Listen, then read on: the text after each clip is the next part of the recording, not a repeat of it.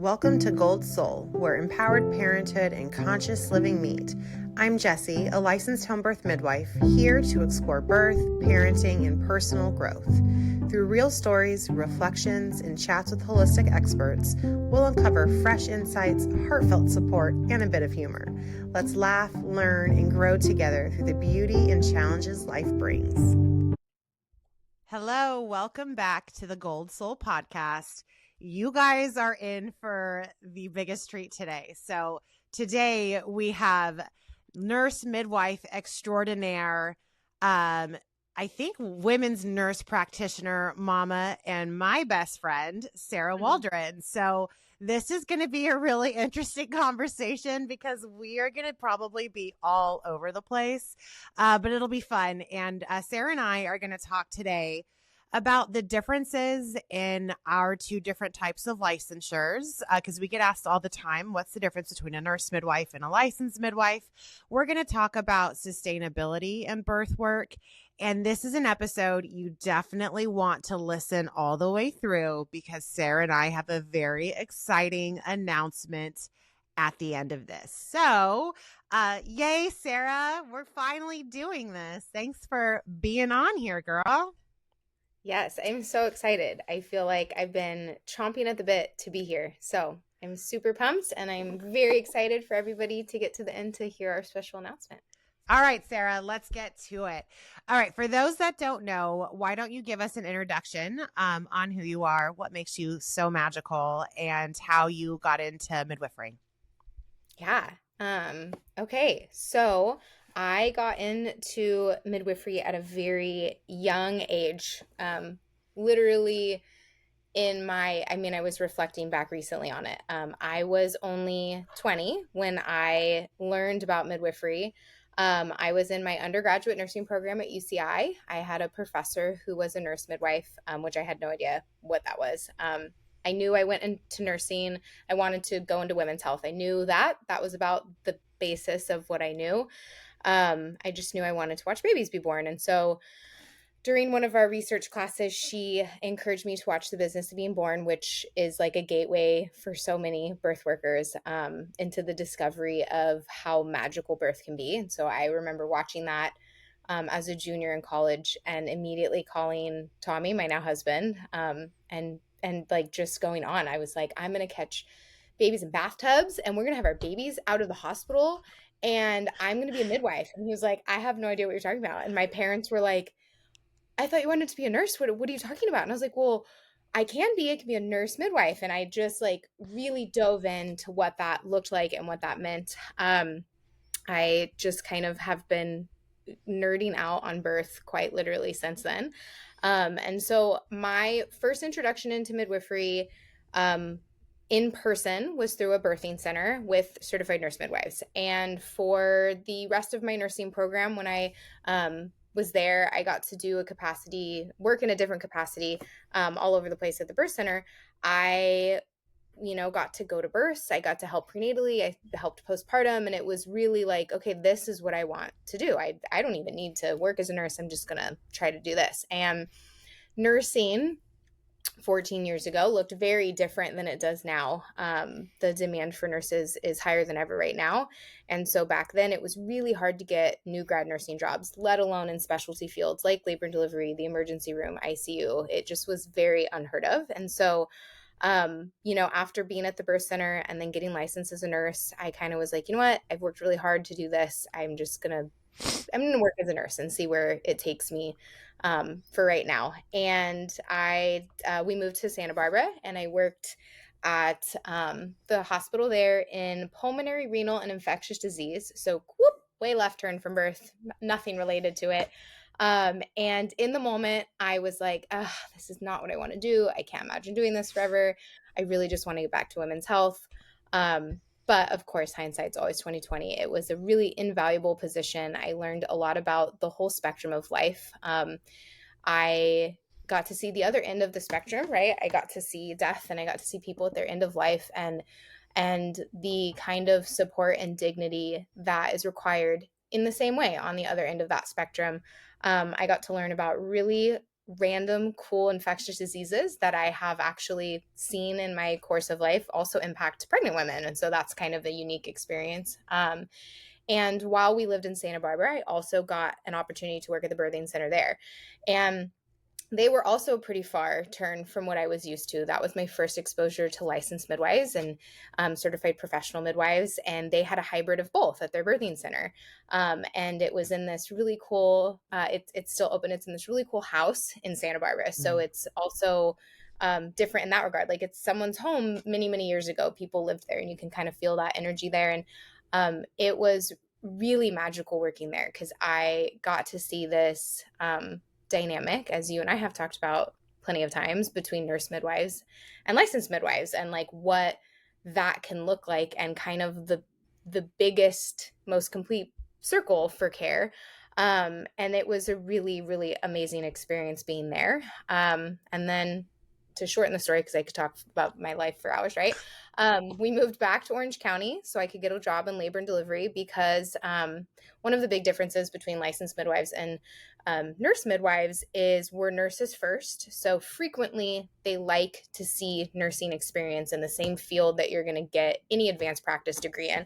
And so in women's health and specifically midwifery, they want you to have labor and delivery experience. So I kind of was teetering on like, I know I need this. I need to just do it. And I had a friend from my undergrad program who worked down here and was like, we're always hiring, come on over, which was an interesting flag that I, maybe should have listened to, but ended up being exactly what I needed in the trajectory of how everything has panned out. So I started working labor and delivery. It was everything I thought it would be, and also everything I didn't think it would be, all at the same time, which was interesting. I was really fortunate in the year that I worked there to see a multitude of high-risk experiences, which was really interesting. I actually really liked taking care of the higher risk pregnancies, the higher risk births. They were a little easier to compartmentalize from the low risk physiologic births that I was seeing there, because those were way different than the low risk physiologic birth out of the hospital. And so I frequently liked to be on the antepartum floor, which is where people were coming in for premature preterm rupture membranes. It's where people were coming in for preterm labor, early 30 weeks, and they've kind of just stayed there. And so it kind of gave me that continuity of care that I was used to from med-surg too, where I got to come in the same shift after shift. I'd get to see the same people, which was kind of fun. And in the meantime, I also was still birth assisting with a birthing center and then some home birth midwives, which was really awesome. We had Violet that same time frame in life, and I had, the birth of my own child really catapulted me even further into this this life that I live. And so we had her, I had her unmedicated. I had water birth. It was really wonderful and beautiful. And I remember postpartum being a shell shock, right? Like the first baby, you're just like, whoa. And I remember telling Tommy, like, I can't go back to working labor delivery. There's just, I can't do it. Now that I've had a baby and I'm in this postpartum period and I'm really more vulnerable already, I don't know what I want to do. And him being a firefighter, he's like, well, go work in the ER. And I'm like, that, I don't know about that. I don't know if that sounds like what I would be into. And I was in my head kind of like, well, what about peds? I really like kids. Pediatrics would be fun. And then, of course, there's a pediatric emergency room in Orange County. How lucky. So I interviewed there at 7 weeks postpartum, and I pumped in the bathroom after, and I got to start working around the same time frame I would have gone back to work at my previous job. And spent the next year, maybe not even a year, maybe like 6 months working there, and I loved it. And the interpersonal dynamics between all the care providers was really great. I really enjoyed the type of nursing care I was doing. So it was a really nice job to have right after having my own babe. And like I said, I think about 6 months after, one of my friends I used to work with in labor delivery said, I'm applying to midwifery school. You should do it. And I was like, oh, I don't know if I'm ready. Violet's so little. I don't know. I don't know. And she's like, you can always apply and then just say no. Like if you get in, you don't have to go, because she knew my personality and she knew if I got in, I would not say no because, she was pushing me, encouragement, right? And so I applied to midwifery school. By the time I get to the in-person interview process, I am now fully dedicated if I get in to go, because I've just continued to have this passion grow. And so that was it. I got into midwifery school at Cal State Fullerton, and I was a dual program, so I have a dual licensure of certified nurse midwifery and women's health nurse practitioner, like you said. And here we are. We're now 4 years into catching babies, because my last year of school I got to catch babies, and then I've worked at a birth center and now home birth, and so it's been really a cool reflection looking back on 20-year-old me figuring out, hey, this is really cool, I think I want to do this, and to being able to do it. That's amazing. What a journey. I don't think I realized that Violet was so little when you started at Chalk. So Mm-hmm. was that challenging for you having, a brand new baby at home and then working the emergency department of a children's hospital and all of those little sick babies that possibly came in or that you saw? Yes and no. It's interesting looking back on it. I think in the realm of compartmentalizing, I was able to do that more.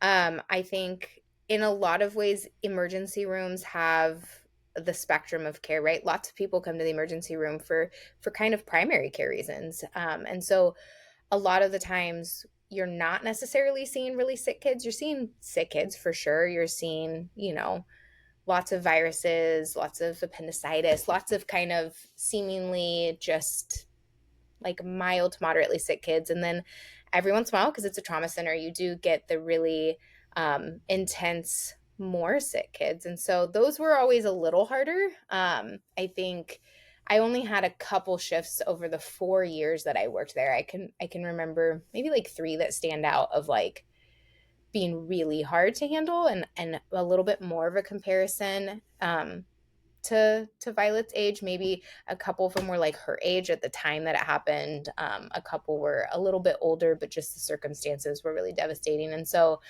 it was really hard, but it also gave me a lot of empowerment as a mother, because I was like, I know exactly what to look for if my kid is throwing up and what dehydration looks like. I know exactly how many days is too many days of a fever for viral infection and when we're worried about bacterial. And so um, it was an upside that I didn't anticipate. I don't think anybody goes into pediatric nursing thinking that that's going to help them be able to care for their kids better. Like, I don't think that's anybody's goal, but it was a definite upside. And it's also been an upside in midwifery practice, because so many of my clients will still text me for their 2-year-old if something's going on, and I can offer, sage wisdom and advice, and kind of the knowing of like, no, this sounds exactly like a great time to call your pediatrician, or yes, this does sound like you actually need to go to Chalk. So it's been a helpful benefit for sure.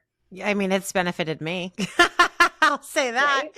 Yeah, I remember when Ozzy was a year old and he fell off of a chair and smacked his head. And I called you right away. Sarah, do I have to take him to the hospital? Oh my goodness. Yeah, it's quite helpful to have your best friend have that experience. So let's talk about the question that we get asked frequently on what are the main differences between a certified nurse midwife and a licensed midwife or a certified professional midwife. I will let you start and I will interject accordingly. Perfect. So again, the biggest difference at the very like base is education and previous experience.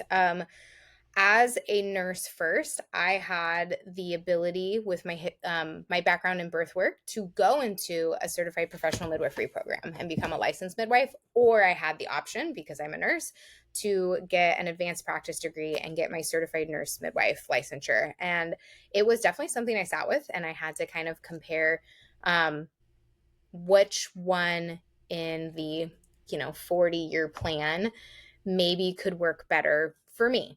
And I think one of the things that I had thought about already having gotten my bachelor's degree in nursing is that if I have a master's in nursing, if at any point in my career I wanted to pivot to education in the nursing setting specifically, I would be able to do that. And I think because there is a part of me that loves teaching and I love expanding midwifery knowledge, especially, that is maybe a retirement goal, right? When my kids are having kids, of being able to teach this type of stuff.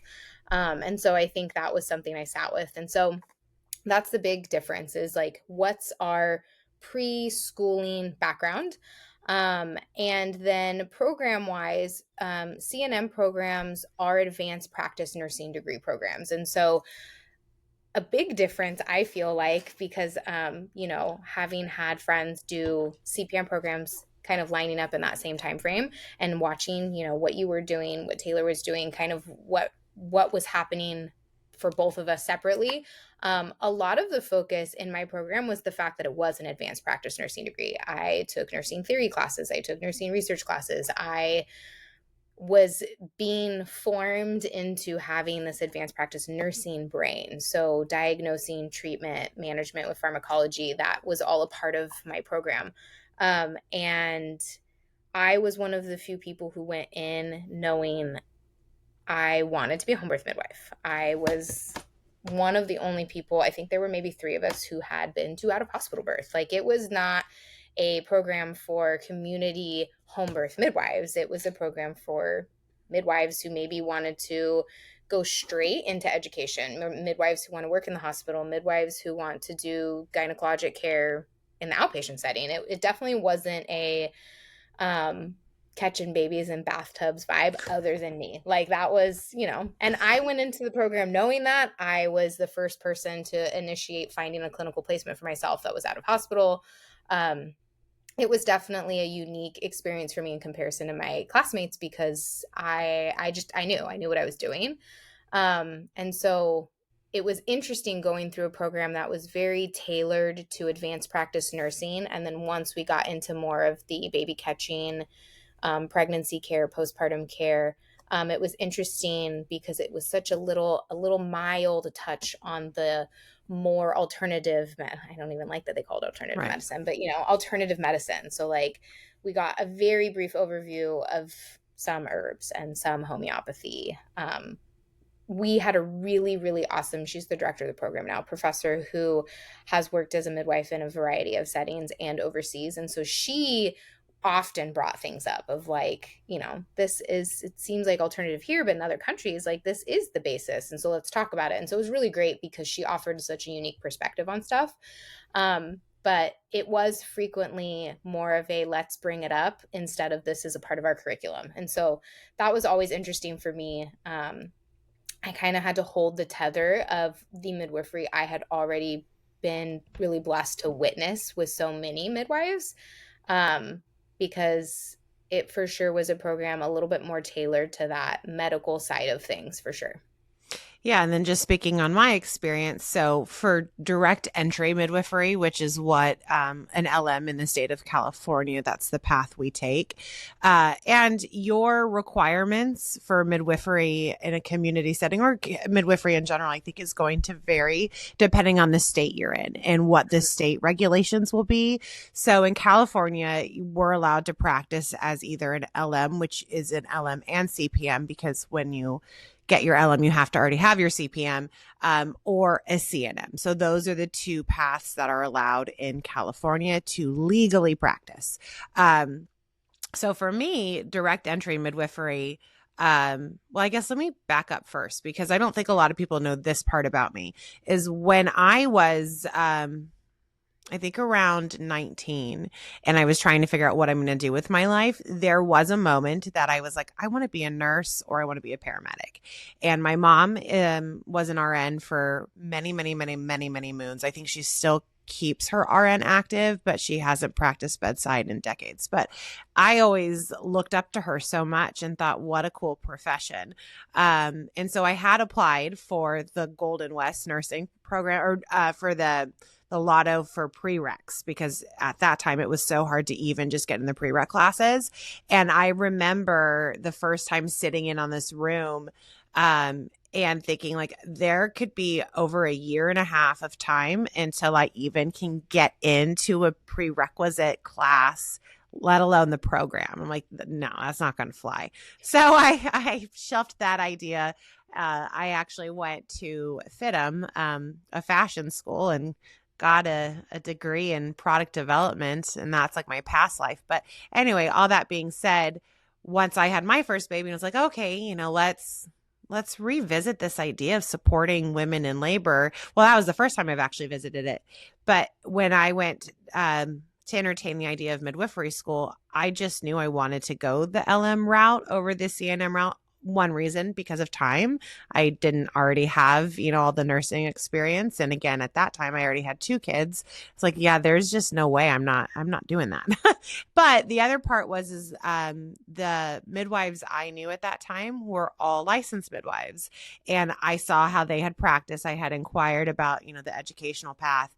And it really intrigued me because it very much was kind of like this, how do I phrase it without sounding too woo? I mean, there's no way around it. It was like this kumbaya cohort, you're learning traditional midwifery, physiological birth. And I would hear these stories about what school looked like for them. And, I have to go down, because a lot of them went to the school in San Diego, which is the school that I ended up graduating from.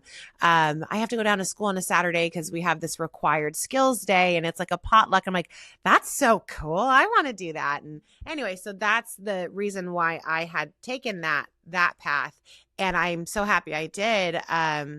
Obviously that's all I know, but so for my education, the didactic portion was we worked in a cohort and we did different modules. And so you would go through one module a month and you just nailed that module into the ground, whether it be shoulder dystocias, twins and breech, complications, and you worked up throughout the program to, the intensity, I guess, of the module. But we did have a whole module just on herbs, a whole module just on homeopathy, where we literally made, I think it was over 100 of our own remedies, like sitting at a table, learning how to make homeopathy. So it was a cool experience. And for me, so I think a big difference in regards to the education is, as Sarah mentioned, it's an advanced specialty nursing degree, right? Whereas mine, as a licensed midwife, it is very much approached as basic midwifery. And, this is direct entry midwifery. And a lot of people have different feelings about that, but I actually prefer it because Sarah and I align in this regard that we like to stay in our scope. Like this is the bubble we feel comfortable practicing in. And I like knowing that these are the expectations of me. This is what my licensure, tells me how I can and cannot operate. And I feel very confident in my skill set and knowledge around that. You know what I mean? So, and it's cool because with my experience, it was, it held me also as a mom because I was allowed to bring in my nursling babies when they were little, and it supported us as much as it can. Because Sarah and I are about to hop into the conversation about motherhood and midwifery. It is so hard and it's damn near impossible to get through midwifery school as a mom. So the fact that it was a little more accommodating really, really helped. But as midwives, there are still differences within our practice or our, I should say, scope or licensure restrictions. For the most part, the rules are very similar. We have the same time frame.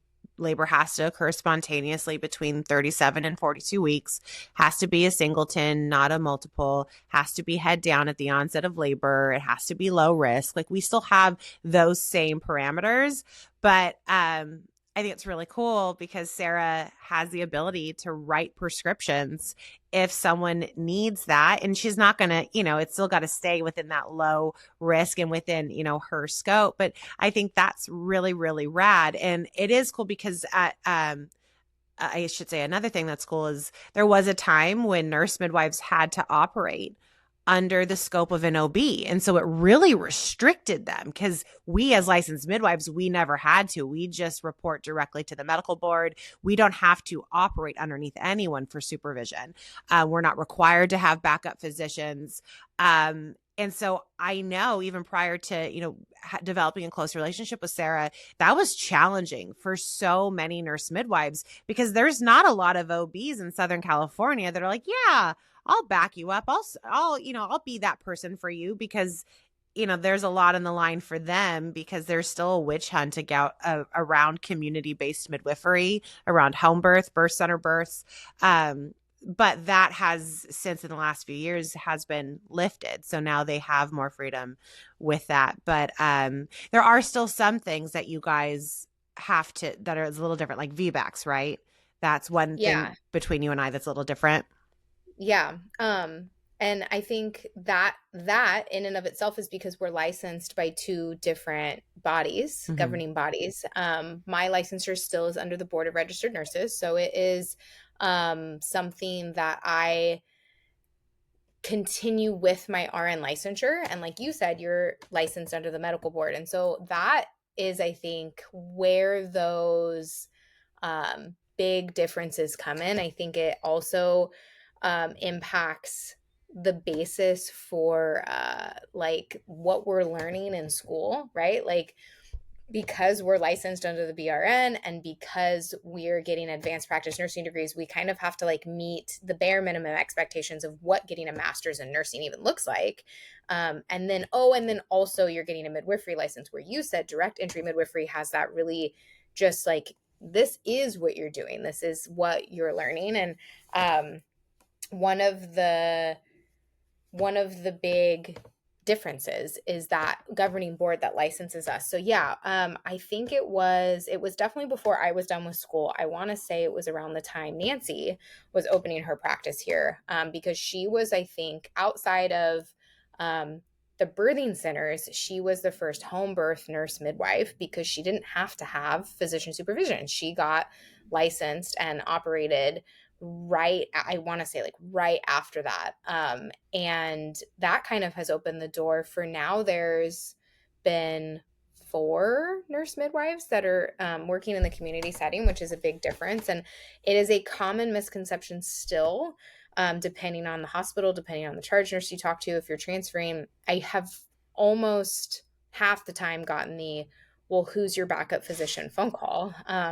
Me too. Yeah, and It's I crazy. think it's one of those like gaps in knowledge of like, well, why do some people have some and some people don't? And well, but everybody used to send their transfers to so and so at such and such, and now you're not. And so I think that was like, even though it's been like at least 5 years since I don't think so. I think because and we can talk to Nancy on the side or whoever, but I think that I want to say that shift happened because I was living in Long Beach at the time, because I remember the email coming through through CALM, which is California Licensed Midwives Organization. I remember that coming through announcing like, hey, CNMs no longer need OB supervision. So I want to say maybe it had been in the talks when Nancy. But anyway, it's less than 5 years, regardless. Yeah, it's less than 5 years. And I mean, the hospitals never know what we're allowed to do and not do anyway. And they like to act like they do. I wish that we could have that collaboration. Like, hey, let's all have a big luncheon. I mean, because at the end of the day, we all want to serve the community. We all get into this work, this world of prenatal care, obstetrics, whatever you want to call it. We get into this work to better the outcomes for families, whether it's, physically, emotionally, mentally. Everyone has a different driving reason, but we have the same goal. And the more collaborative care and the more cohesiveness when transfers are required or wanted, desired, the better it's going to be for everyone. I mean, even down to a financial element for the community. It's just, I don't know. That's a whole nother conversation to have, but next podcast. Right. Yeah, exactly. But let's kind of talk, and I didn't prep you for this one, but let's kind of talk about, because you and I have had private conversations about I have to phrase this very carefully because I don't want to make anyone mad. Um, Midwifery. Okay, so a couple things. We're going to talk about motherhood and midwifery or birth work because this is applicable, even to doulas, anyone who, is on call for births. We're going to talk about sustainability. But like, let's also talk about this kind of gap in the community. And I feel like I'm going to be dodging bullets and arrows right now, but there is a huge gap in regards to seamless cohesiveness. I think even in the community, especially amongst nurse midwives and licensed midwives. And it is really silly. I think midwifery in general, it's kind of, when I was in school, we used to call it midwifery islands. Like it feels very isolating because everyone is a solo practitioner. Unless you work in a birth center, but there are very few group practices. Out of state, I mean, I don't know what Northern California looks like very much, but I know in other states there are a lot of group practices, and that helps it to be sustainable. But in Southern California, it's kind of like one man for themselves, and you really feel that, especially between the two different types of licensures, that there are very few groups of even just like friendly midwives that really work well together, because like we have the peer reviews that are still separated. And what do you think the reason for that is? And how do you think as a community, if other communities are feeling that same vibe, how do we bring that together a little bit better?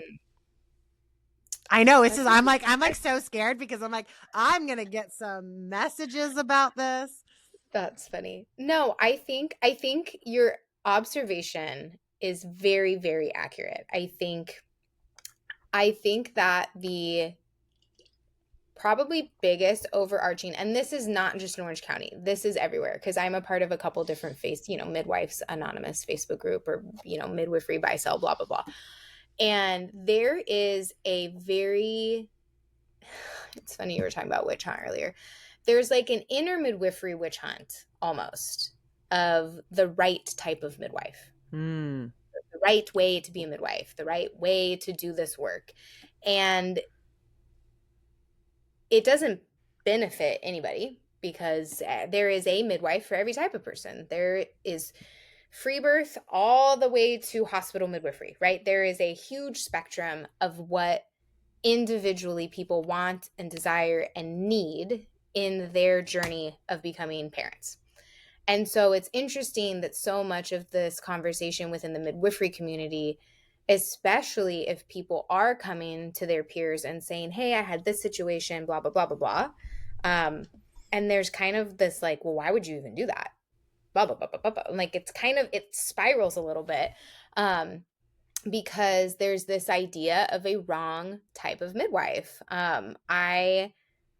I don't know if I've ever been referred to it as, I've never referred to someone as this, but it is a thing to call people midwives, which is a really big bummer because I get it. My midwifery program was much more medically focused. If you looked at it from a very objective standpoint, curriculum, what we talked about, how many babies we had to catch, how many hours in clinical, how many GYN visits, all that. Like if you put it on paper, it is much more medically focused.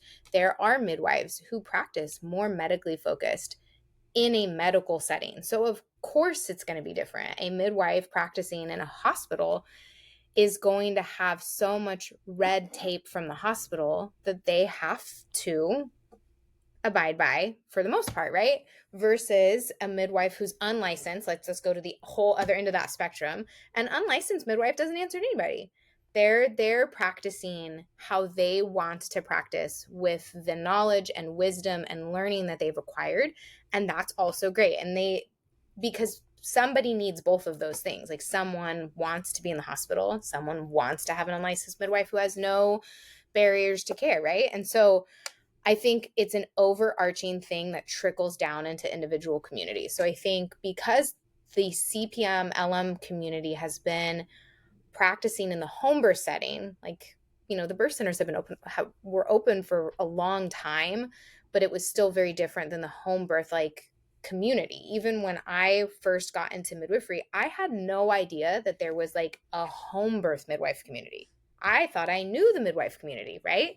And so I think because nurse midwives are newer to the scene, it's just different. I think there's maybe a lack of personal interaction. Like I have assisted so many of the LM CPMs in our community that I don't personally experience a lot of that. I think in some regards, yes, it's like, there's all these individual peer reviews. We don't need peer reviews for our licensure. So that's another thing that I've come to realize, because you guys have to have a certain number of peer review hours to renew your license. I don't ever have to peer review, technically speaking. Like, Okay, it would be very silly. I would that's be so weird. silly. Yeah. So Especially like if you used to have to have OB supervision, you would think that you would be required to have peer review. That's wild to me. I didn't realize that.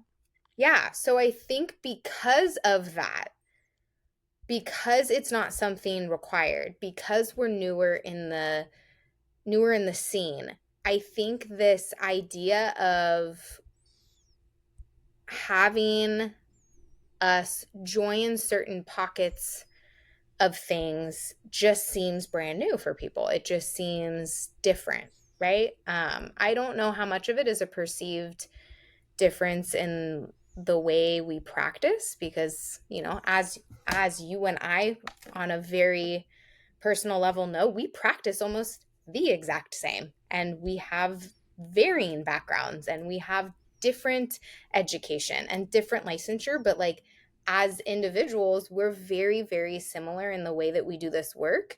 And I think that there's a lot more individuality on both sides than I think is generally, I don't know. I feel like people like to either be put into boxes themselves or put other people into boxes. And that's in every regard. That's not just midwifery. That's right. In everything. But I think that could be a part of that. I think too is at the end of the day, it comes down to the fear of being judged and feeling like perhaps, just not being the perfect midwife, and that questioning of, oh, well, why did you do it that way? Which, like, even amongst LMs, we still have those constructive criticism conversations, you know what I mean? But yeah, I think it is probably just that fear of being judged, which is so sad, because it's like we need to, again, collaboratively work together because we could support each other so much. I do feel like it's getting better, but yeah, especially 5 years ago, it was hard. It's very closed community.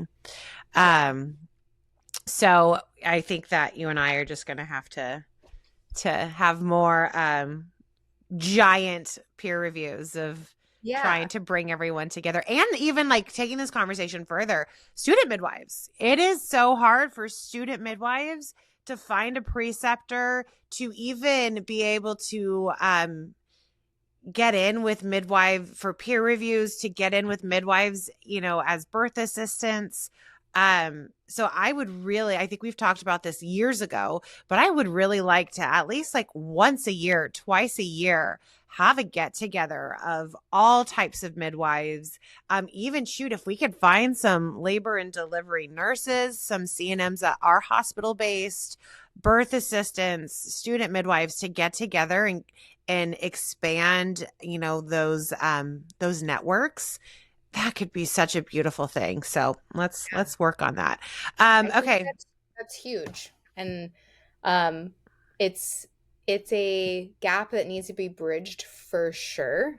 And it's funny, as you're talking about student midwifing, and as we segue into motherhood and midwifery, when I was in school, I was the only person at a birth center for the most part. There was another birth center who took some of the students, but I was, at the birth center full time, basically. And I remember having a conversation of expectations, and I was like, I can't be on call 24/7. I'm still working a hospital job. My husband's a firefighter. I have, by that time, Violet was 2.5.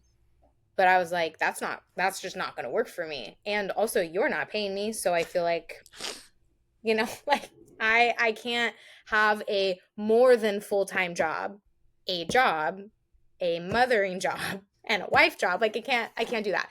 And I think everybody else, because a lot of them were at Kaiser's take lots of student midwives. And they had shift schedules. They went to the hospital for shifts, they went to clinic for shifts. If they were not at one of those two settings, they weren't on call, they weren't thinking about midwifery school, right? And so I was kind of like, this is what everybody else is doing in a different setting, this is what I'm going to do. And I think that's a huge difference, because in your programs, you guys are more of a fellowship role. You are the midwife, you follow your midwife everywhere. You do every visit for the most part, unless there's another student who's sharing it with you. You're going to every birth. You're doing so much. And I know that paid midwifery studentship is a big conversation across the whole country.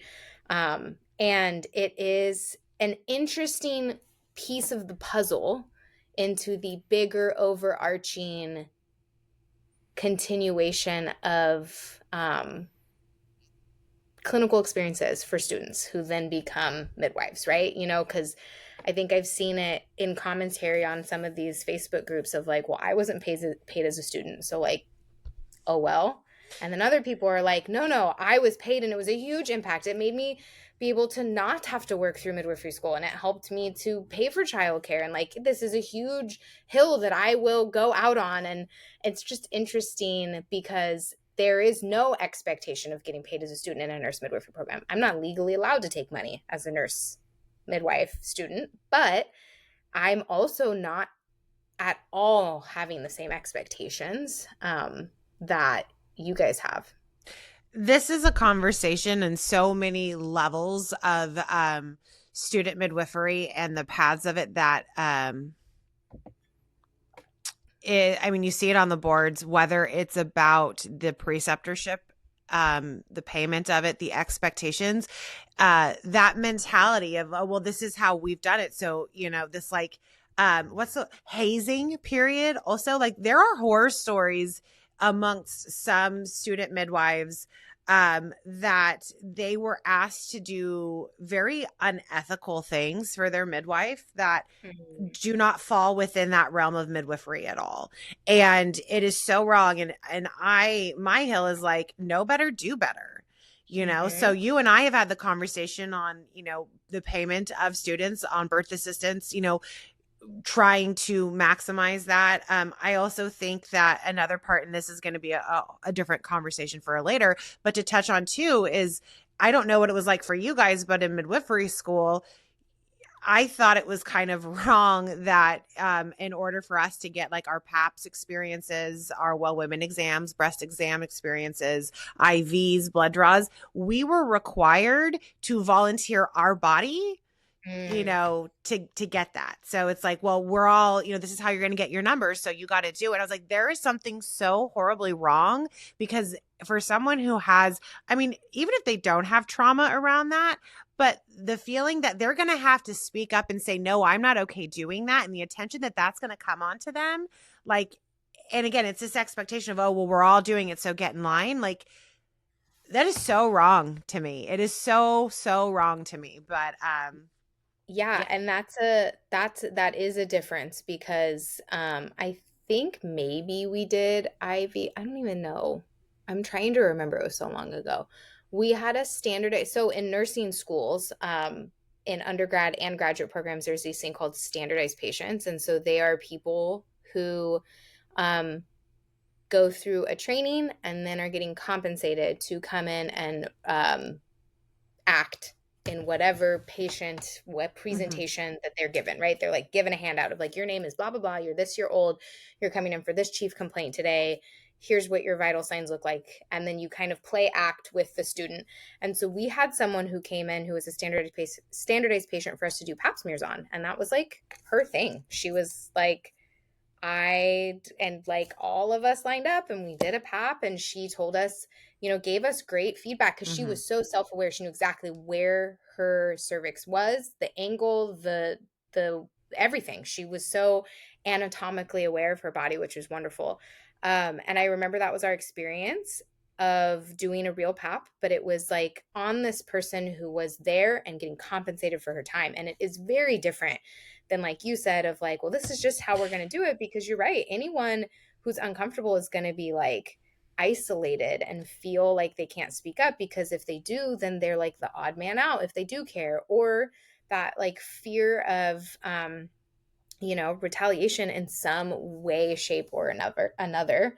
And that's what I mean. I think that bleeds into kind of the way things operate. Well, this is how CPMs practice in Orange County, and this is how the nurse midwives practice, and this is how starkly different they are. And I feel like it almost just keeps feeding into that mentality of like, this is how things are done, and that we're just going to keep doing it that way. Right. Well, we're not. We're going to break that mold.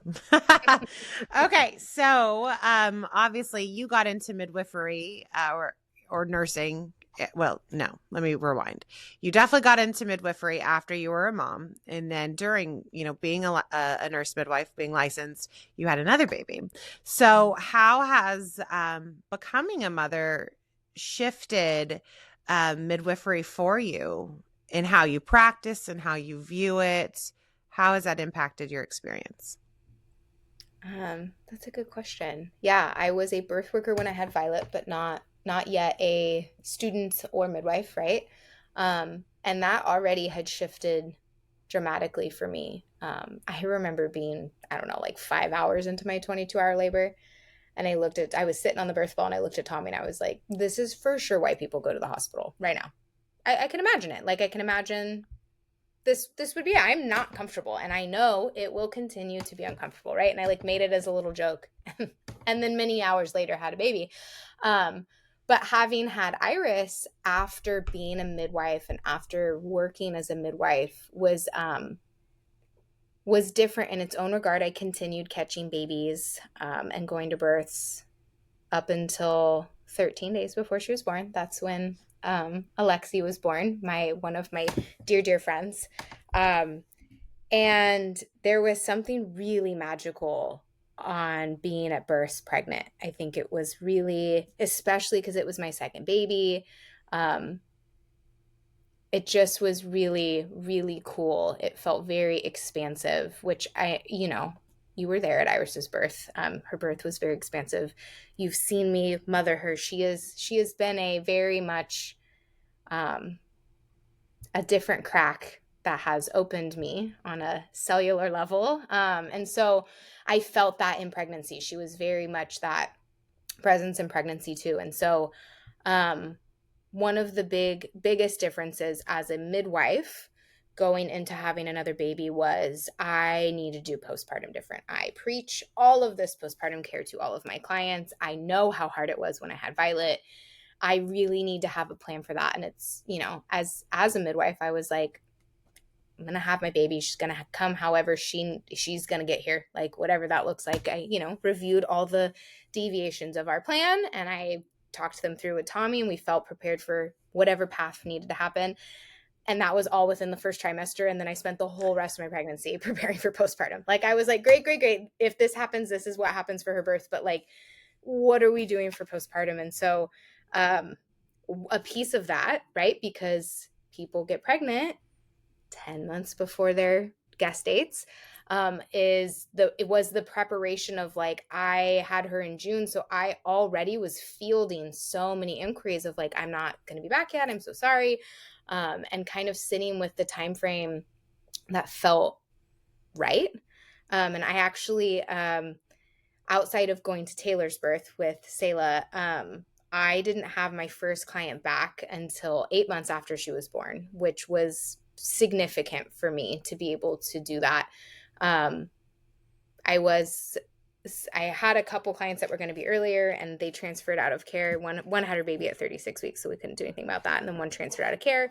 But it timed out exactly how it was meant to time out. And every birth since then, so she's going to be almost 2, all the babies I've caught since then, it's been an interesting dance of having 2, you have 4, managing their needs. You know, the age gap is big. So I feel like the hardest part still, it wasn't when she was little, because she could go to all my visits with me. It's as she's gotten older, it's that management of, um, you know, making sure their needs are met, making sure my parents, who are our child care support system, have their needs met, all while meeting my clients' needs and my needs, right? Like it's kind of this meeting expectations everywhere thing. But having been a midwife with her experience, pregnancy, birth, and postpartum, really gave me that inner voice of, sorry, Oh, that that's inner pretty. voice. Oh, thanks. The inner voice of, this is what you need. You know, I had like my little midwife voice of myself in the background of like, no, no, no, this is what you need. You need to do this nutritionally. You need to do this body movement wise. And it was a different perspective than I had had with my first. I remember the So day that you took the socks off and there was a group text that went out that I'm free of my socks. No more socks. And it was so funny. I'm like, she saw it through because the socks thing was a hard thing for you. I remember there were a lot of struggles about it. But yeah, I mean, I can just I don't know if contest is the right word I want to use, but you did an amazing job at prioritizing yourself. And it was a struggle for you because there were times that you're like, well, maybe I could take this one, or, you know, because you really missed being out of the loop and you were jonesing a bit, but you really did a good job at like staying patient and allowing yourself to adhere to your plan with that, the whole postpartum experience. It was beautiful to yeah. watch. Well, and you're, you know, as always, my sounding board of, you know me, and you know you. I feel like because we're so similar, you know me in a way that you are similar in your own self. So when I ask input, like I feel like you literally can be like, well, what would I do, and what would Sarah tell me to do if I was the one asking this question? So I feel like that's why you're so frequently my sounding board, is because I'm like, she's gonna tell me exactly what I need, because it would be the same thing that she would need to hear if she was asking Yep, me. And exactly. so you're right, I was jonesing a little. I was attempting to figure out how I would feel, and as always, so grateful for my sounding board to be like, no, no, you're okay. Like, Right. It'll you're good. always be there. I'll Um, always be there. so we kind of touched a little bit on, you know, some big challenges with balancing motherhood and birth work, we'll say, being childcare. And the biggest one, I think, is the expectations. I think these are starting to hurt my ear. I'm like, okay, I ditched them. I ditched the Blu-rays. I did the best I could, or blue blockers. I always call them Blu-rays. That's aging myself a I little like bit. that. Remember Blu-rays? Like after Yeah, DVDs, we no one thought knows what Blu-rays were those going are to anymore. be like a cool thing. And then they were like $40 DVDs and it lasted for like a year. And now we have these DVDs and Blu-rays. I still have VHS too. But anyway, I digress. So, the balancing of expectations is insane. And I don't think people who don't do the type of work we do understand the container that we have to be for so many people, while kind of, you know, coming back to that whole midwifery island conversation, while doing it alone. Like, it is so hard. And, you know, we both have amazing partners who are so insanely supportive, are so insanely tolerant and involved and patient when we're spiraling about, you know, this situation. And what a blessing that we both have that, because not all birth workers do. So I just want to take the time to acknowledge that, but it still feels really alone. And thankfully we have each other. We also have plenty of other amazing midwives in the community that we call sisters as well, and other birth workers. So Sarah and I have a group of, it's a group text that started off as a book club, 2 year, oh gosh, it had to have been 2.5, 3 years ago, because you were pregnant. And I think it's 5 of us. And we've got us as midwives, student midwife, doula, childbirth educator, postpartum nurse, lactation consultant. So we are all wearing many hats in the birth world. And so we have each other, and that's essential, but it's still not enough. You know, there's just, it's really hard. I wish I could find the words to articulate. Like we'd have to do a day in the life of a midwife or a birth worker for those who are like, birth nerds, but aren't really in the work yet. But we get approached all the time about, okay, and it's always past clients. And like, I always think like, goodness, like what an honor that someone had such a phenomenal experience that I got to bear witness to, that now they want to get involved in birth work, right? But we get asked all the time, how do you juggle it? I want to become a doula, but I don't know how because, the kids are little or my husband works a full-time job. How did you go through midwifery school as a student? And like, I'm like, I don't know. I don't know how I did it. I really don't, because it's hard. It's so hard. But it is one of those, jobs that you have to have support on every single level in order to successfully do it. And I feel like, I don't know the statistics. I was actually going to try to look up some statistics on like the turnover rate for, doulas or community-based midwives. I remember when I got trained as a doula through DONA almost 13 years ago, the statistic then was that I think it was like 90% of certified doulas will quit within the first 5 years. Really? Yep.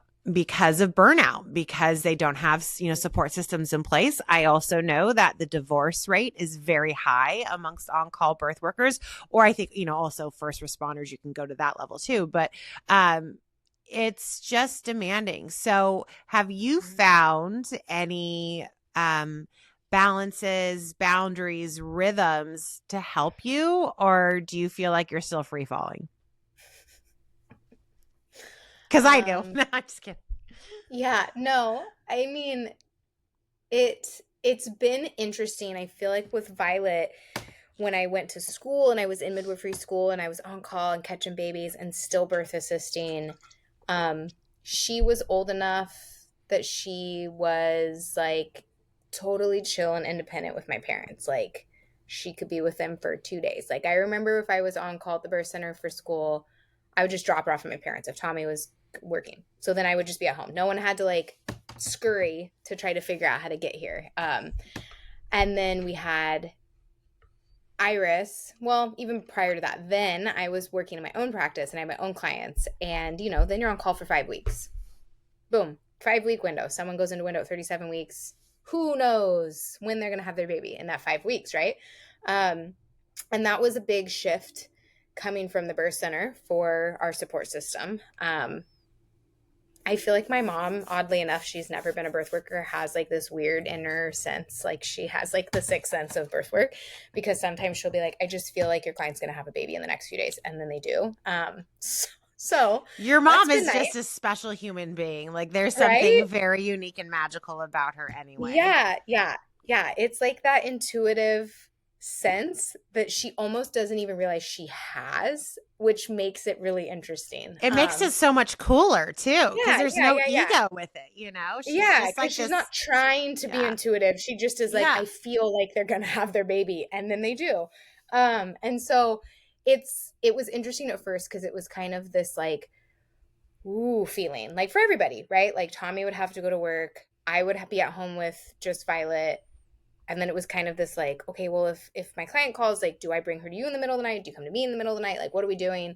And so, of course, as soon as we fine-tune that, we got pregnant with Iris, which was still a planned, like, conversation for months leading up to conception. But then since she's been born, it was obviously different because she still nurses a lot, and especially in the middle of the night. And so it's less of a oh, my client's in early labor, I'll just drop the girls off with you and they can stay the night. It is much more of a like, okay, they're in early labor. Do you want to come here? Do I come stay with you too? Because I don't want to leave Iris if I don't have to in the middle of the night. Now I feel a little different. She's almost 2. She would be completely fine if I wasn't there, right? It's like, it's only when I'm there that it's mama. But it still feels a bit scrambly because it's not, even if I only have one person in window, that's still 36 days potentially, of who knows when that's going to happen. And with Tommy's job, it's also very unique that Tommy's a firefighter. I would love to know the statistic of how many midwife, husband, firefighter, like midwife, firefighter couples there are. Tons of nurses and Mm-hmm. firefighters. I don't think there's a lot of midwife firefighters because, unless they don't have kids, right? Or they have a live-in nanny. But it still feels a little scrambly just because, for example, in January, not fire season, right? It's not fire season. I can usually predict August to October, November will be probably pretty busy.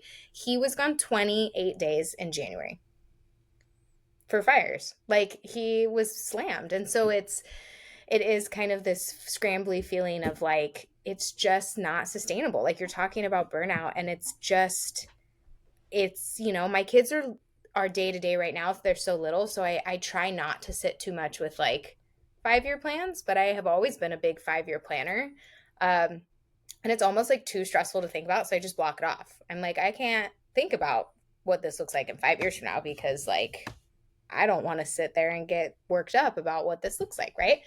So I think some of the most basic ways that we've made it work thus far is having a plan when Tommy's gone, and then when he is home, trying to work some of my work schedule into that so that my parents get as much of a break as they can, and trying to work when Violet's at school so that my mom is only watching one of them at a time, which is just, of course, less work for my amazing 70-year-old mother who is the Oma of the century, watching my kids all the time, right? Like, so I think that's been something in the past like 6 months to a year since Iris has gotten bigger, of like, all right, how can we minimize stress over here, because everyone else's stress being low makes my stress low. It's funny. It's kind of like the balance of like, it doesn't matter how relaxed and at ease and how much self-care I'm doing if everybody else is up here, because I'm automatically back up here, right? Like I need to like figure out how do we get everybody else to be more regulated, to do that. And so that's one of the tricks that we've done. But otherwise still a little scrambly. Yeah, I think that when someone asks me about, my thoughts about starting midwifery school or becoming a doula and they have young kids, that's the first question I ask is, okay, well, what are your support systems in place? What does your normal routine look like? Because if you don't have support, like, you got to figure that out, because we have to fly out in a moment's notice. And even though a lot of times we have a good amount of heads up on early labor, there are plenty of times where someone has a precipitous birth. And I mean, I have one time specifically where I had someone rocking and rolling, and there was no one that was able to get to me in time for the kids. I wasn't going to be able to drop anyone off. So literally had to bring my kids. Someone had to collect them from the house I was at. Like, it is just, those times are few and far between, but you still have to prepare for that. It is such a Totally. unique job where people don't understand the touch and go nature of it. So having support systems for childcare is number one. The other thing is people usually get ooey gooey and want to join birth work when they're still fresh postpartum. And I have talked in past episodes about how I am so grateful that my first preceptor had a hard rule that, like, she preferred you to be after a year postpartum before you came into a preceptorship with her. And at the time I was like kind of butthurt about it, right? Because like, oh, I was taking it personal because emotional Jessie does, but I realize now how important that is, because you're not going to get that time back. And you don't want to have to feel torn between, showing up for your preceptor, your commitment to midwifery school, and then motherhood. Because guess what? The rest of your career, you're going to feel torn between those two things. Having missed Totally. children's birthdays, having missed holidays. And so, number one is child support, having that figured out, but also understanding that, like, it is not a job you can call out of. And are you ready for that in this phase of life right now? Because you will not get back the youth of your children if you're doing this alone. And that, like, for me, is probably my hardest thing about balancing motherhood and midwifery is the mom guilt is like, I mean, even today, it's a Saturday, we're recording this. I got to go to my daughter's, volleyball game, and I'm so happy to be here and sit and, have this conversation with Sarah. I've got another conversation right after this, but I'm still doing this for work and not with my family, so you're always feeling torn between the two things. So I'm saying all of this that, like, if you're feeling this, like, drive to midwifery, to birth support in any frame, and you've got young kids, like, birth work's always going to be there. Really, really sit and evaluate, like, okay, is this the time of season for me? What are your expectations around the practice you're wanting to grow? Are you going to be able to take just one client a month? Or are you going to need to take 4 and be very full-time and busy? And so for those that decide like me, like, I'm headstrong, I'm still doing it, I'm going straight for it, and I don't care. No one's going to tell me no, because I'm stubborn and I'm thick-headed. And I'm going to take 4 clients a month because I'm going to do it because I love what I do so much. What Sarah knows about me is I'm really big on boundaries. It's like my favorite conversation. It's my favorite thing. And I still, I got to fine tune mine all the time. But, I am so regimented in my schedule that, I hold clinic on these specific days. These are the times of clinic. These are the times that I do home visits. These are the times I do postpartum visits. I don't really have much of a social calendar because I really prioritize my health. This is the time I go to the gym. This is the time I go grocery shopping on this day. This is the time I meal plan. I am so regimented because the rest of our job professionally is a free fall. We are flying by the seat of our pants. And as you were saying, like, constantly having to, my nervous system is also triggered by those around me. I need my family to feel nice and, like, regulated in order for me to feel regulated in the way that my family feels regulated, because there are so many of us, is having structure where we can. Because when mom gets called to a birth, everyone's scrambling and I have to step back into that afterwards.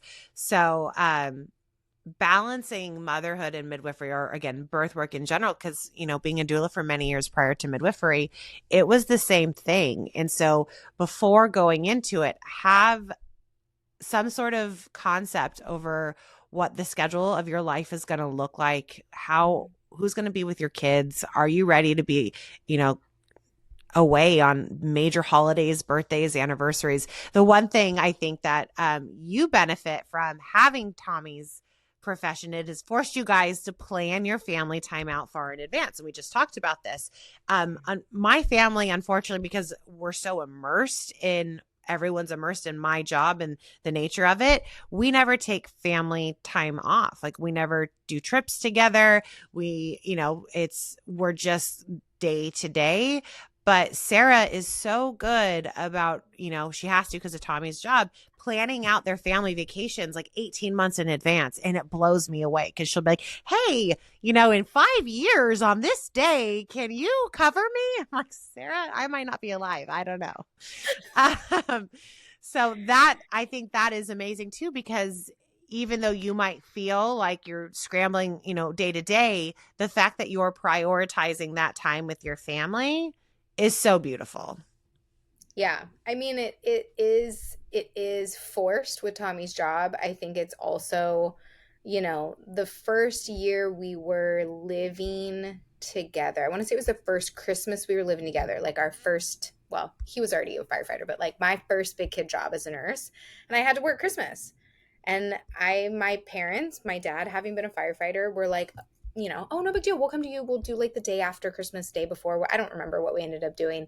But it was much more of a thing for his family, because they were like, well, no, but like, what do you mean? We both are working on Christmas.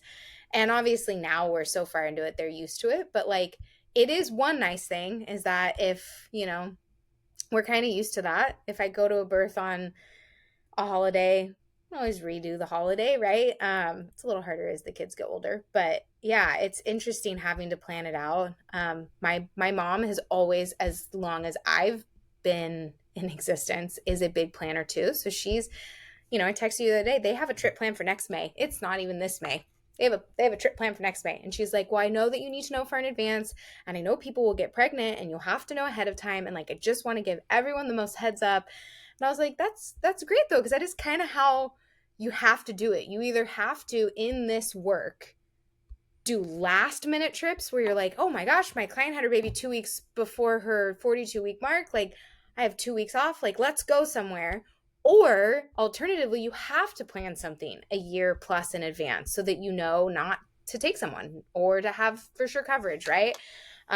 Especially on Lonely Island, you have Well, to figure that going back on that part of it though, so I missed a Christmas one year. I've missed Easter for whatever reason like 3 times. I wonder if I'll miss Easter this year again.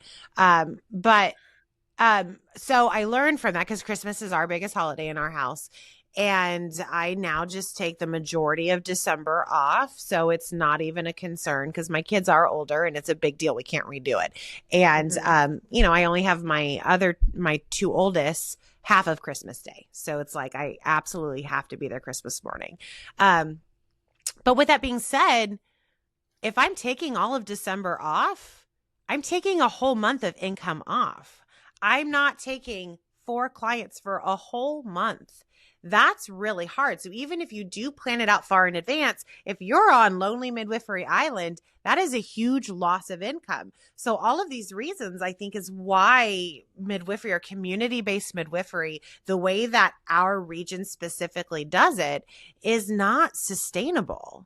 And I mean, there are so many life-giving things. And I think that's why for those of us that do this work and we plan on doing it long term, it's incredible. I mean, anyone who's sat with me, anyone who's listened to an episode before, you guys know how emotional I cry in like almost every episode.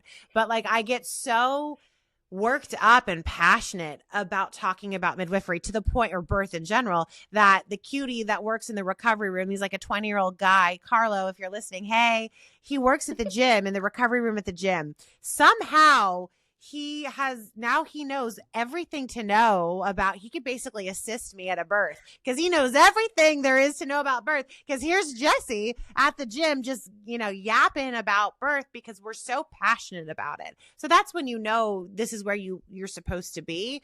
It's life-giving, being able to see a baby take their first breath, being able to watch a mom re-enter her body, watching a dad, here we go. My tear ducts are starting to sting. Here we go. It's incredible. There is nothing like it. But how can we continue to do this when we're 80? I think I got licensed at, I think it was the end of 2020 or maybe the beginning of 21. I'm already struggling, I love it so much. I'll never walk away from it. But we've seen so many great midwives in our area have to leave midwifery, there's a few awesome nurse midwives that worked at the local birth centers that they couldn't even hang with a shared on-call system in a birth center and had to go take hospital-based jobs because it's not sustainable. I mean, and there's so much of this work that it's constant for us.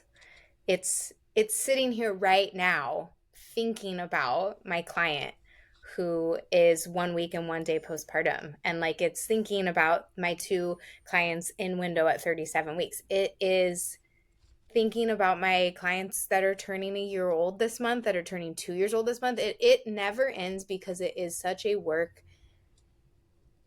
from the heart. Like it is everything. It's everything, and you're gonna make me cry too, because there is a whole different level that goes into being a midwife for someone, and that goes into doing this work, because there is nothing like holding that space for people as their families grow, and it doesn't go away ever, right? Like I have babies turning 2 this month, and like I constantly think about them, and like sure, we're friends on social media, I see them all the time still, but like it's always there. It's like a piece of your heart that's always there, and it's so different than any other type of healthcare work because you clock out. There's a clock out. And even when we're off call, even in that 8-month period of time where I was off call with Iris, I still had clients joining care. I was still doing prenatal visits. I was still doing postpartum visits for people who had their babies before she was born.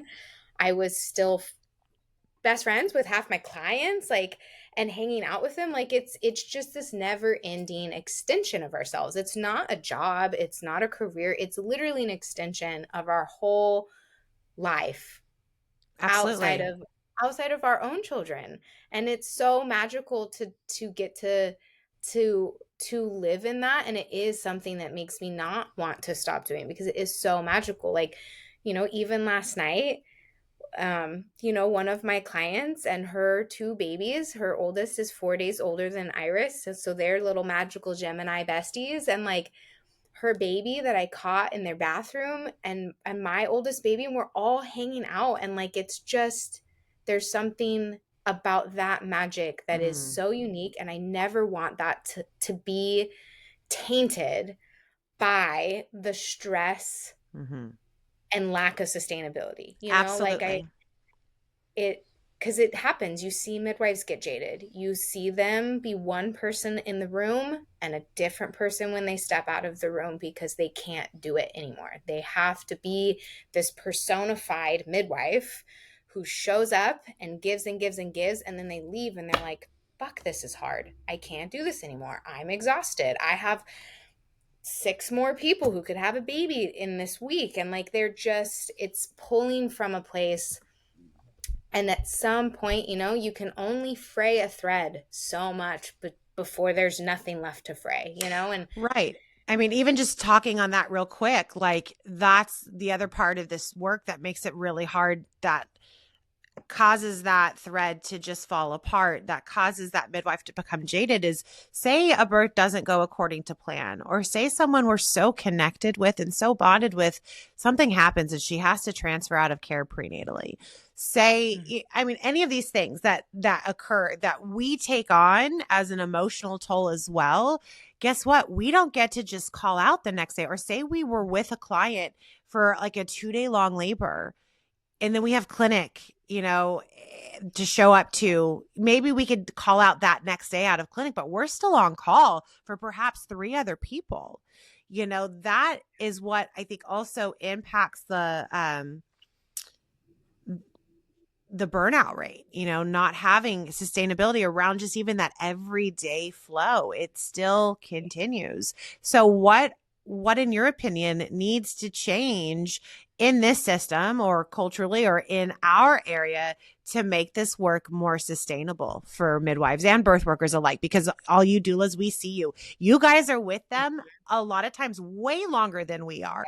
And for you, you sometimes don't have those peer reviews like we have in place to process those hard births, or perhaps it was a hard hospital birth where you can't like call the OB and say, hey, can you explain this to me? I encourage doulas to always reach out to me. If we have a hard birth, if you have questions about how something happened or something I did or recommended, girl, hit me up. I want you to understand that I'm here for you too, because your work, what you do, is so needed in our community. We don't want you guys to burn out either. We're all in this together. But anyway, going back to the question, Sarah, what do you think needs to shift for this to be more sustainable?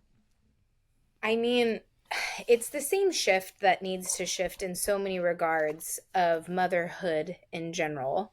And because birth work is motherhood, parenthood work, right? Like, it just is. You have to have someone to hold you in this space of holding space for so many people. And yes, Tommy and John are amazing husbands and partners. Our children are wonderfully understanding to the point that they can, right, for their developmental age. And we have peers and we have friends and we have each other. But unless you're really walking the path together and sharing the clients together, there's not really quite anyone who can hold you in the same way. If you're doing it alone, the long birth or the hard transfer, or the hard postpartum, the hard breastfeeding experience, all these things that we hold for people, if we're doing it without someone with us, if we're not being held equally by someone and being able to hold them back, it's harder. It's the same reason we can't mother isolated. Like, no one is thriving alone in motherhood. I don't know why we have this pressure to thrive alone in the space of supporting and expanding motherhood. It's the same, my clients having their ups and their successes, and having their downs and their heartaches. I hold that, and it's different if you're doing it alone. When you have someone that you're doing that with, it will work better. It will ease not just the logistics of call, the logistics of doing prenatal visits. It's the emotional support that we need. And that's the same in every birth worker, right? The doulas who go to a 24 plus hour marathon birth, who get 2 hours of sleep and go support someone else through another birth. Like, they haven't even had the time to process the first experience they were at. They haven't had the time to sleep. So yeah, I mean, we have to have a paradigm shift in the way that we're viewing holding space as midwives, because we shouldn't be doing it by ourselves. It's not beneficial for us, not beneficial for our clients, to be stretching and pulling that thread, right?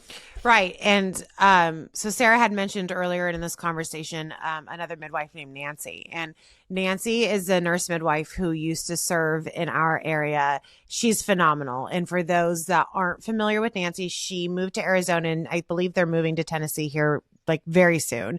Her business is, I always say it wrong for whatever reason, Emergence Midwifery. Emergence. Okay, thanks.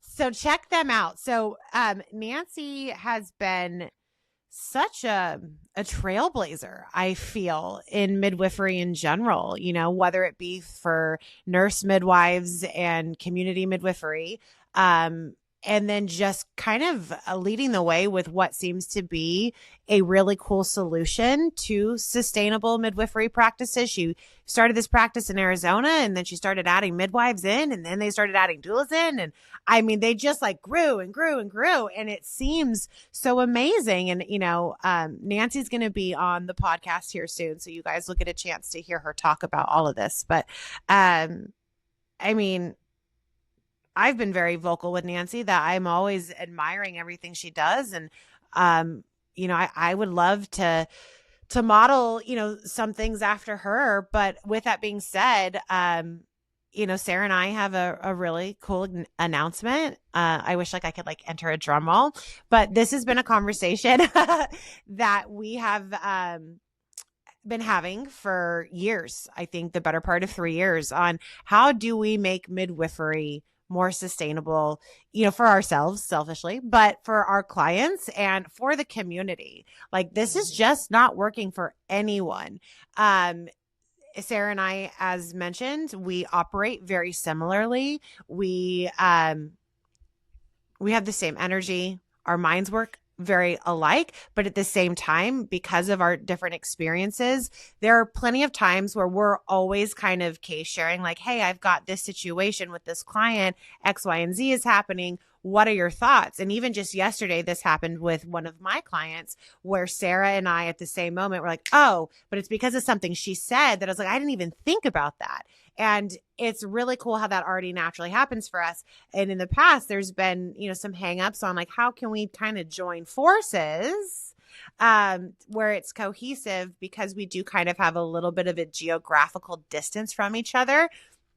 With that being said, let this be the first announcement of this officially. Sarah and I are joining forces, and Sarah is going to be coming on over to the Gold Soul team and being a nurse midwife under Gold Soul. And we will be kind of having a joint practice that's going to be uniquely operated to where we will be sharing call. And because of that geographical I think I made that word up. Geographical. I like geographical. Okay, I we're don't gonna know use if it. it's the We're right gonna word, use it. but I like it. Because of that distance, we're going to be offering prenatals in 2 different locations. Sarah will have an office down in South Orange County. I will remain here in La Mirada, which is on the border of Orange County and LA. So clients get the option of, bouncing back and forth. That way they can equally meet us, or they can kind of, just stay here or just stay there. And they are going to get the brain of a licensed midwife and the brain of a nurse midwife. I don't want to share too much yet because we do have some really cool, unique offerings that our packages are going to include together. That no one else is offering. And it's going to be open for those that are like, I just like you guys. I don't want to have a home birth, but I want to come hang out with you. There are going to be group things that we're going to be offering to the public as well. That feels weird saying that, but to anyone. So I am so jazzed, and I'm talking too much. So Sarah, do you want to jump on in? No, like you said, we've been trying to figure this out for literally years, and it's so funny. Speaking of the woo, right? Like I pulled my moon deck cards, and I pulled my cards that were talking about collaboration and having everything you need within you. And then the next morning, your text of, you know what? Let's talk this through again. Let's talk through it till we can find a solution, because it needs to happen, I'm going to over the interrupt course you. of the life. I want to Oh interrupt yeah. you really quick because I don't think I even told you. You and I, we've been so busy talking about all of this that I haven't gotten to share, I don't think, this side of my life with you, and how that random text that morning came about is I have been on a unique personal spiritual journey, and not redefining, but reopening my heart to having my own unique relationship with God and what that looks like for me. And I've been just sitting quietly in this space and really focused in a practice of prayer and meditation, and just trying different things on for size. Anyway, with that being said, there have been countless times where Sarah has like texted me like, okay, so how can we make this work? And I've always been like, Sarah, I don't think it can work. Like, I don't know practically how it can work, logistically how it can work. And anyway, there was this night that I was just like sitting and reflecting on things, and, in a moment of prayer. And it was like super clear that I just heard this voice like, you're going to make it work with Sarah. This is going to work with Sarah. And so I literally texted you that morning, and that's where that random text came from. And for the first time, there was just so much peace because, as you know, I've been kind of hesitant and like, I'm so scared. How is it going to work? And just leaning into my faith and like, okay, the cards are going to fall. And I think it's really special that like we both had like these spiritual confirmations at the same time. So sorry for interrupting, but I had to share that No. with you. Did you tell me that right now to make me cry A on little screen? bit. Why are you Yeah. telling me that? A little bit. Yeah. That's I didn't know that, and that's it. I wonder how synchronistic that timing was, um, because it's so funny. Because you're right, it was just like a very clear and defined moment of like everything's gonna happen, like it's gonna do it. And so, yeah, we're really excited to be able to come together for sustainability for ourselves, which in the same regard as so many people can feel, if we're regulated and we're helping regulate each other, that's going to bleed out into so many things. It's going to bleed out into our families, our clients, our community. The goal here is to how can we make birth work more sustainable, thus more accessible, because it's a huge piece of the midwifery puzzle in the community midwifery setting is like, how can we make this more accessible to people? And so that's, one piece of our kind of lean in on our geographic whatever location differences is like, now someone who's in North Orange County can go to La Mirada and to Laguna Hills to see us, but someone in San Clemente can come to Laguna Hills and La Mirada. They can, split however they see working for their own lifestyles, which is huge because Orange County is big. It's a big, giant county. And, one end to the other can take hour and a half with traffic, right? And so, we're hoping to be able to bridge that gap too, of being more accessible throughout the county. We want to be able to improve community education and knowledge, especially for people who aren't having a home birth, right? Like there's so many beautiful things about community midwifery that don't equal home birth. And I think that's a big misconception that we're going to be trying to kind of remediate. We're hoping to bridge the gap with hospital settings, and how can we improve those interpersonal dynamics with physicians and in hospital midwives and the doulas that support both settings, and how can we make everything more transparent and thus operate more functionally. That's like that's one of the soapboxes I could go on and on about, especially having worked in a hospital setting for so long in different settings, is that women's health has a huge need to bridge the gap.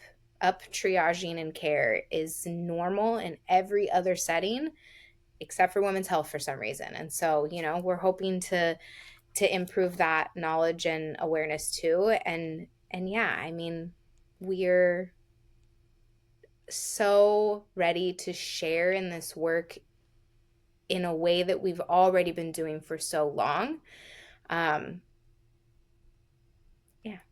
Yeah, I'm so excited. So yeah, as Sarah said, there's going to be a huge emphasis on education. We've got quite a few things in the works on what that looks like, whether it's remotely, whether it's just with our clients as a benefit to having the both of us, or to anyone outside of our immediate community. We're hoping that, this also can help to inspire others to join more collaborative forces within the business to help sustainability, because we're not meant to do this work alone, so super jazzed. A lot of cool things to come. So you're going to see more announcements in regards to the inner workings of this. But for now, for those that are interested in working with us, we are going to be taking clients in our shared practice with due dates starting in January of 2026. So consultations are done together. We offer them via Zoom, and we go through all the different tiers. We'll have different packages available. And yeah, definitely inquire. And then for birth worker events and other community events, that will all be announced on Instagram and on the website as well. So any final thoughts that you want to share, Sarah? I know I've said it. I'm going to keep saying it till we're old and gray, but I am so eternally grateful for you as my friend and as someone that is just gets me on a level that I don't even get myself sometimes. And I feel like I wish we could have known each other as like small children, so we could have been friends for even longer, but it feels like we all have always been there for each other. And I'm just so excited to expand our relationship even further and get to do this work officially together. Me too. I love you. And thank you guys so much for listening. I know this was a longer episode. And I will have Sarah's contact information as well in the show notes. And we really look forward to doing more interviews together. So you're going to hear more from Sarah and see her around social media and the website a lot more. So thank you guys for listening, and we will talk to you soon. Have a great day. Thank you for joining me on this journey of growth, connection, and conscious living. If you found value in today's episode, share it with someone you love, and don't forget to subscribe so you never miss a moment. Follow me on Instagram at Gold Soul Midwifery and sign up for the newsletter to stay connected and in the loop. Until next time, stay grounded, keep growing, and remember, your gold soul shines brightest through the beautiful and messy moments of life.